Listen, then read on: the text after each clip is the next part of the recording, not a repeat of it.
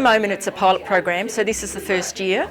So to bring it in following prompt, we're doing all obstetric based scenarios, which is normal birth, postpartum hemorrhage and a neonatal resus. And next year it goes into the second stage, which is really exciting. We're doing ED scenarios for the emergency department. The training today consists of lectures in the morning, and so they're half an hour lectures, and they cover just the basic areas.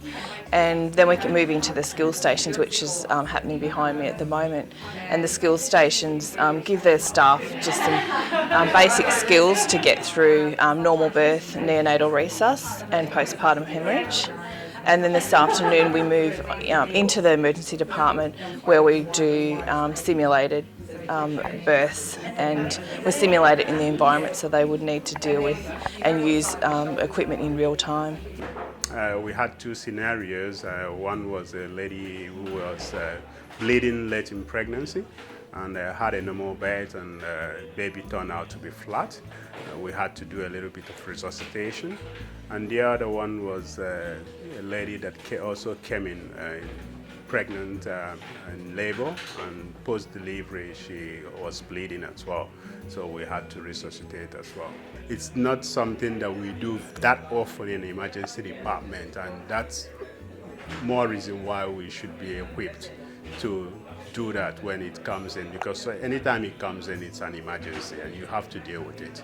Initially, some of the staff are quite tentative coming into it because they're limited knowledge around birth, and so there's a fair bit of anxiety, and by the end of the day, very excited. In fact, we've recruited somebody to come and do mid.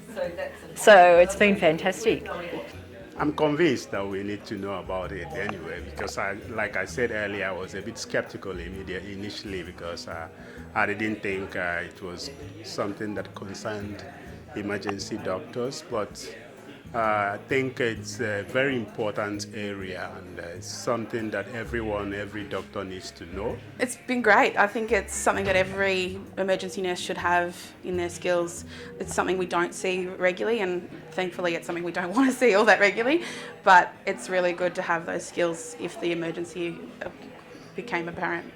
I think it works really well because it is based on teamwork and communication, and what we've found with the relationship between the two, we've been able to build better communication between the midwifery department and the ED department. When I go down to ED, when I used to go down, I guess you used to get called gynae.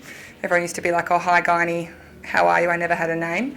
And the biggest thing for me is definitely that when I go down there, everyone says, oh, hello Sarah, how are you? The patient's in cubicle X, and it's sort of the communication and everything is already there, and they're much more likely to help me out.